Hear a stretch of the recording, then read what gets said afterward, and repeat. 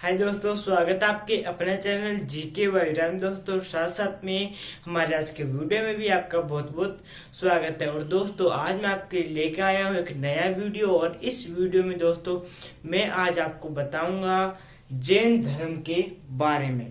तो सभी पेपरों में पूछा जाता है इनके बारे में थोड़ा थोड़ा, तो इनके बारे में दोस्तों जानकारी लेना जरूरी है। तो इस वीडियो को दोस्तों आप अंत तक जरूर देखें। इस वीडियो में दोस्तों आपको सब कुछ जैन धर्म के बारे में बताऊंगा। और यह जैन धर्म का आज पार्ट 1 है दोस्तों। तो बिना देर के साथ दोस्तों यह वीडियो शुरू करते हैं। दोस्तों, जैन धर्म के बारे में जितनी डिटेल से बातें बताने की मैं आपको कोशिश करूंगा, तो आप इस वीडियो को अंत तक जरूर देखना। तो शुरू करते हैं दोस्तों। तो जैन धर्म मतलब कि जो जैन धर्म उसकी स्थापना क्यों हुई, क्या कारण था।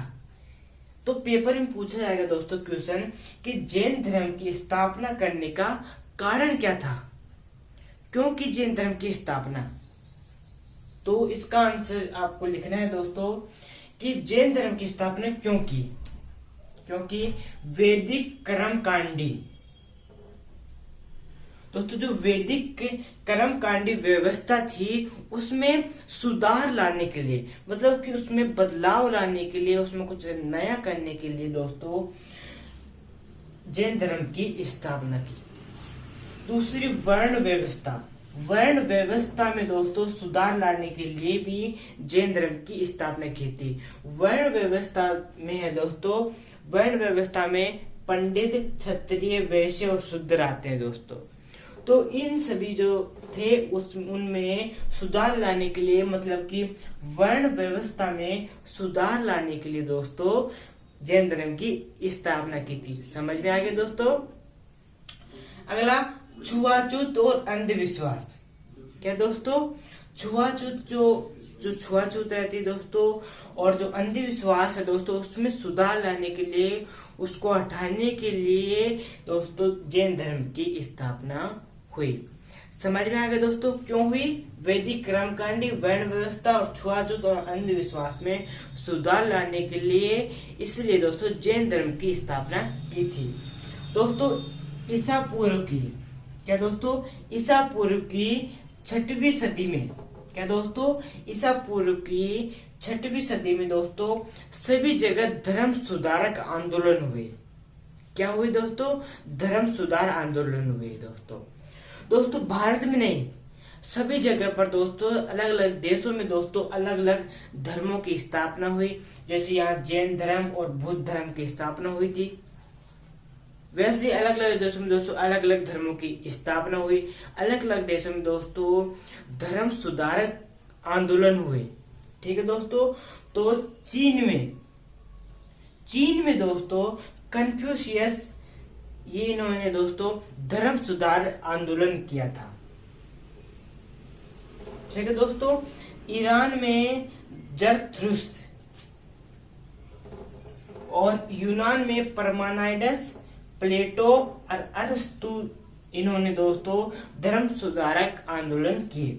और भारत में दोस्तों महावीर और गौतम बुद्ध जी ने दोस्तों भारत में धर्म सुधार आंदोलन किए। तो दोस्तों आज के इस वीडियो में मैं आपको अब बताने वाला हूँ जैन धर्म के बारे में डिटेल से।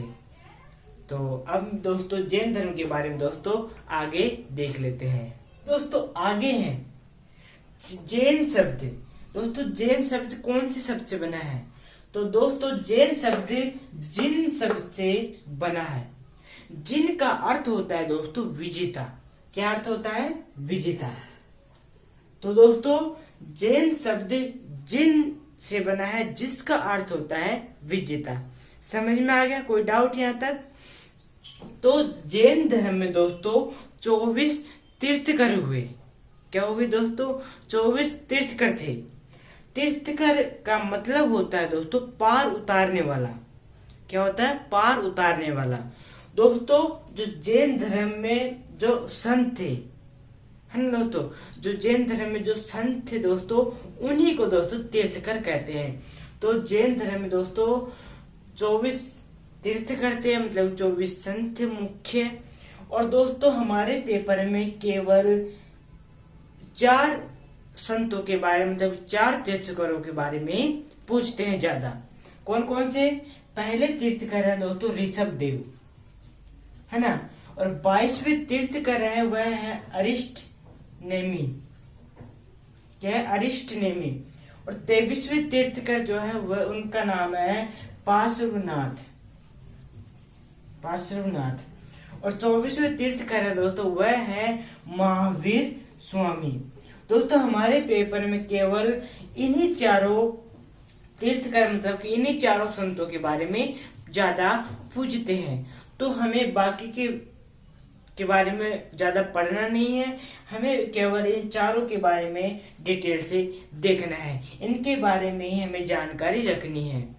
ठीक है दोस्तों, तो समझ में आ गया कि जैन शब्द जैन से बना है। 24 तीर्थंकर मतलब कि जो जैन धर्म में जो संत है उन्हीं को तीर्थंकर कहते हैं। तो दोस्तों अब हम देख लेते हैं जो ये 4 संत है, मतलब कि जो 4 तीर्थंकर हैं उनके बारे में डिटेल से। दोस्तों अब आगे हैं ऋषभ देव। दोस्तों ऋषभ देव और अरिष्ट नेमी। तो ऋषभ देव दोस्तों पहले तीर्थंकर हैं और अरिष्ट नेमी दोस्तों 22वें तीर्थंकर हैं। तो ऋषभ देव और अरिष्ट नेमी का उल्लेख दोस्तों ऋग्वेद में मिलता है। किसमें दोस्तों?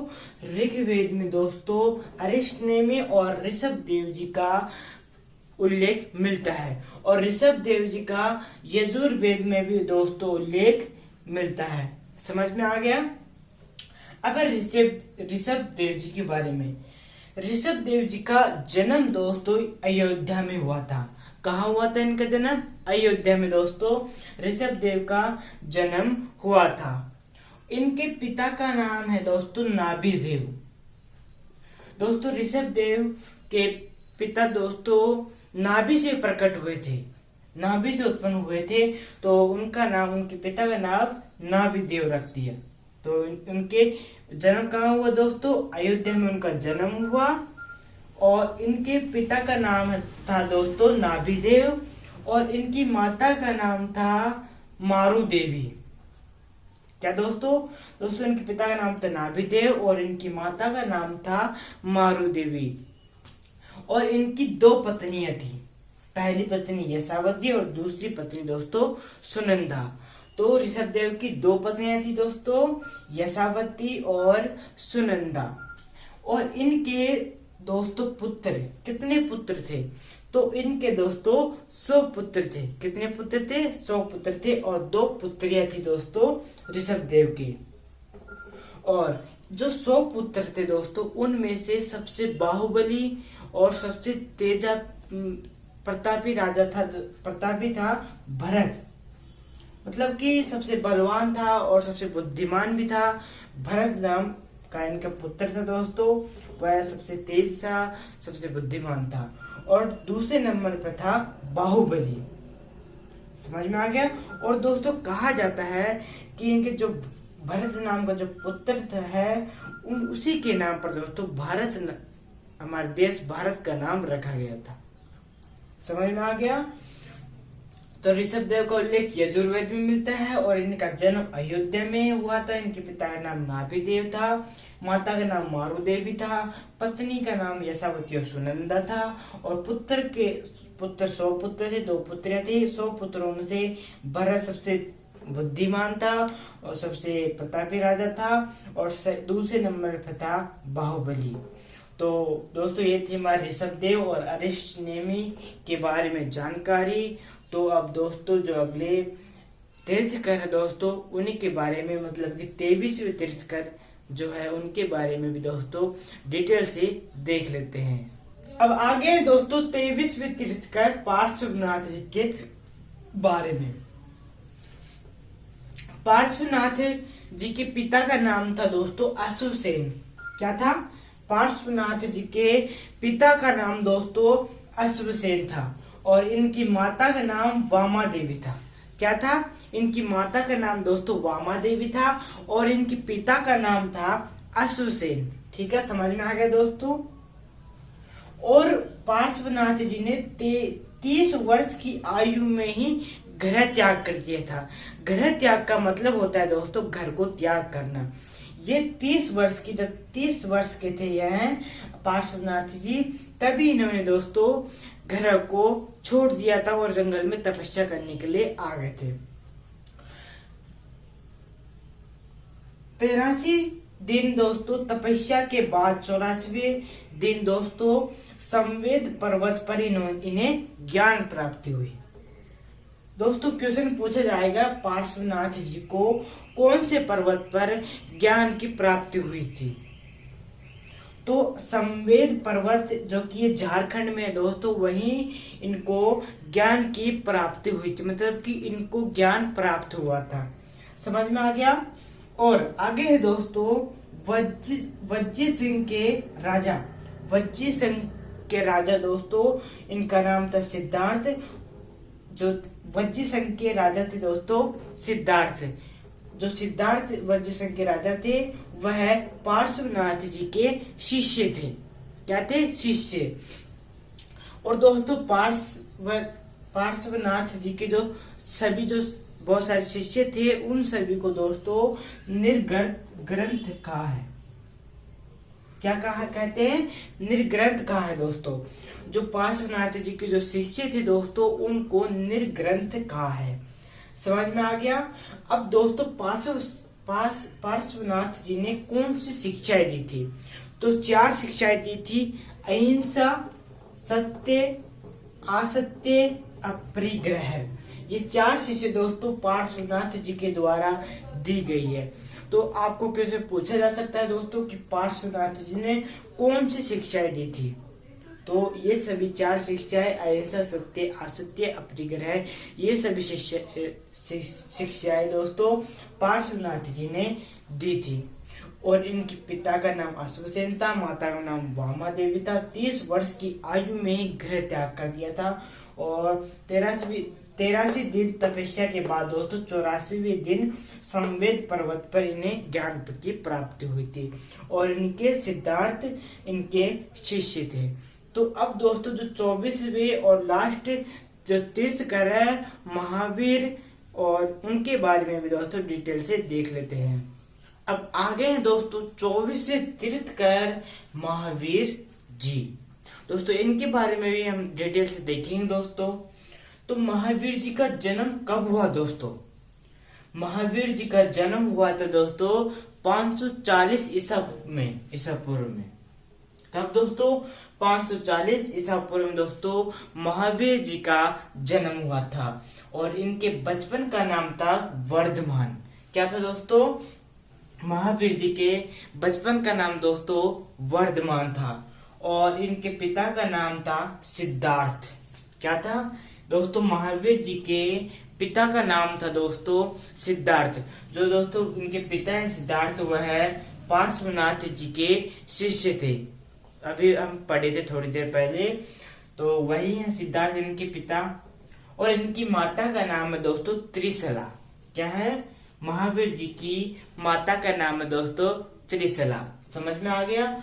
और इनकी पत्नी, तो इनकी पत्नी का नाम है दोस्तों यशोदा।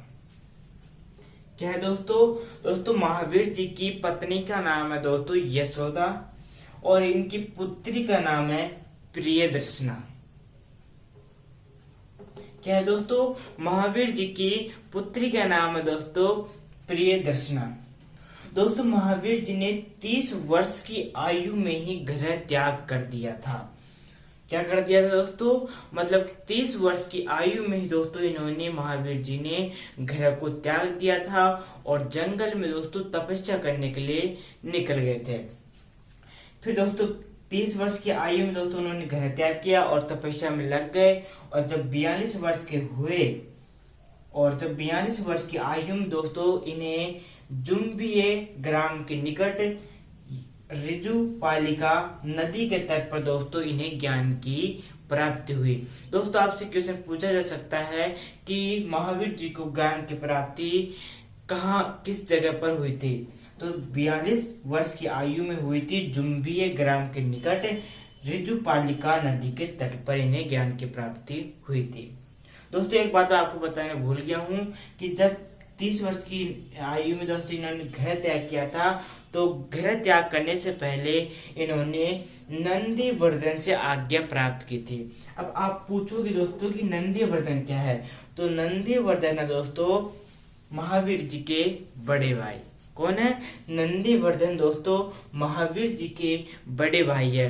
तो महावीर जी ने दोस्तों अपने बड़े भाई नंदीवर्धन से आज्ञा मांगी और उन्होंने आज्ञा दे दी और इन्होंने 30 वर्ष की आयु में ही महावीर जी ने ग्रह को त्याग कर दिया। तो ये थी हमारे दोस्तों महावीर जी के बारे में जानकारी। तो अब और भी महावीर जी के बारे में जानकारी देख लेते हैं। दोस्तों जब महावीर जी को ज्ञान की प्राप्ति हो गई थी दोस्तों, उसके बाद दोस्तों महावीर जी को कई नामों से जाने जाने लगा। मतलब कई नाम हो गए उनके दोस्तों, जैसे कि जिन कहा जाने लगा इनको, महावीर कहा जाने लगा, निर्ग्रंथ कहा जाने लगा, जितेंद्रिय कहा जाने लगा इनको, केवलिन कहा जाने लगा दोस्तों महावीर जी को। मतलब कि जैसे ही ज्ञान की प्राप्ति हुई उसी दिन से दोस्तों इन्हें कई नामों से जाना जाने लगा।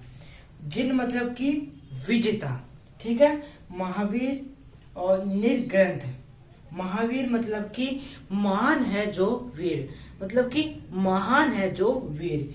निर्ग्रंथ मतलब कि सभी बंधनों से मुक्त। जितेंद्रिय जिसने जीत लिया सभी इंद्रियों को, ठीक है। इन सभी नामों से केवलिन, और इन सभी नामों से दोस्तों महावीर जी को जाना जाने लगा।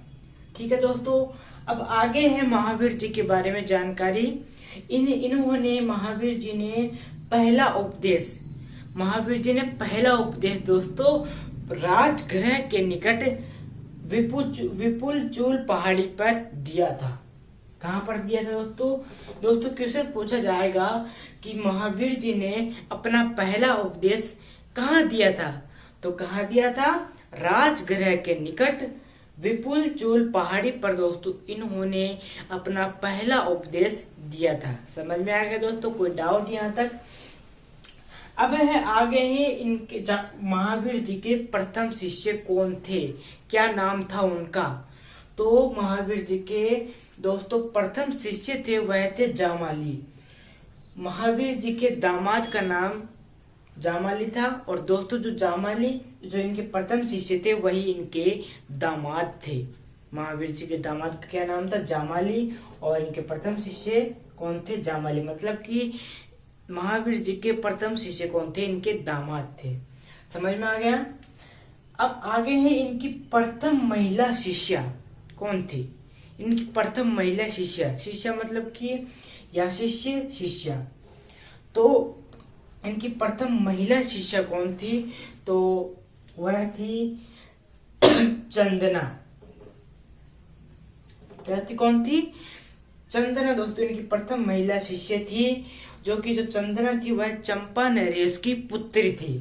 कौन से नरेश की?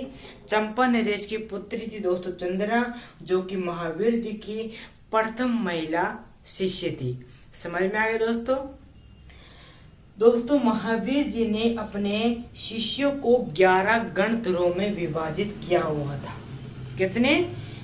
अपने शिष्यों को दोस्तों 11 गणधरों में विभाजित किया था दोस्तों महावीर जी ने।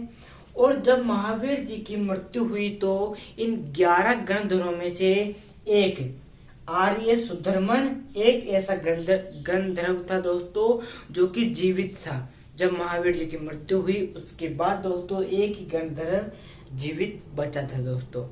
ठीक है, इसलिए आर्य सुधर्मन को जैन धर्म का पहला उपदेशक माना जाता है।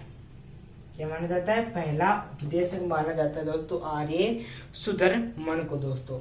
निर्वाण मतलब कि मोक्ष मृत्यु दोस्तों इनकी 468 ईसा पूर्व में पावापुरी में हुई थी, जो कि वर्तमान में मतलब कि इस समय में दोस्तों जो कि बिहार में है।